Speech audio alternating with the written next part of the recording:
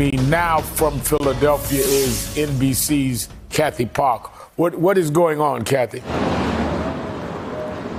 Well, Rev, I want to kind of set the scene a little bit where we are. We're at Center City, and a curfew is actually supposed to go into effect in the next hour or so in the city of Philadelphia. The mayor actually moved that curfew up. Originally, it was scheduled for 8 o'clock, but because of the looting that is spreading, not here particularly in this area where we are, but in other communities like Port Richmond and the Kensington neighborhood, which is about a 15-minute drive from where we are. We are hearing reports of just a lot of aggression, a lot of violence, and it's taking a turn just right before the curfew is supposed to set into place. But I want to show you some of the damage here where we are. So this is the Models.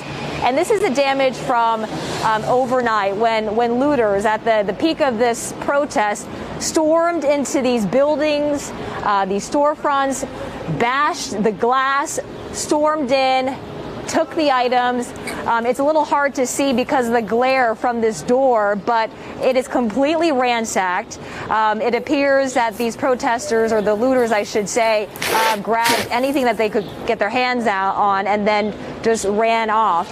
Behind me are officers. They have been guarding these storefronts. They have been patrolling the area for the potential for even more unrest later on this evening. But earlier in the day, we've been here all day, Rev, and there were peaceful demonstrations over at City Hall. I would say about 1,000 people had gathered there.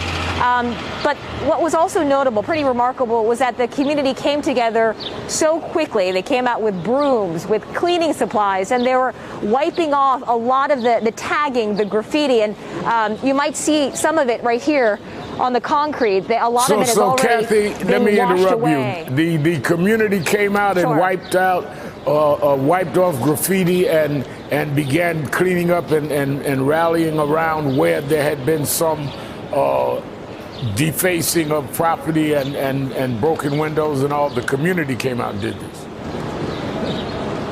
Absolutely. These were community members. They did this on their own. It was very much an organic effort. I looked on social media, and it was called Bring Your Own Broom, and several people had already signed up. But they live in this community. They wanted to reclaim the community because they are frustrated by what happened overnight.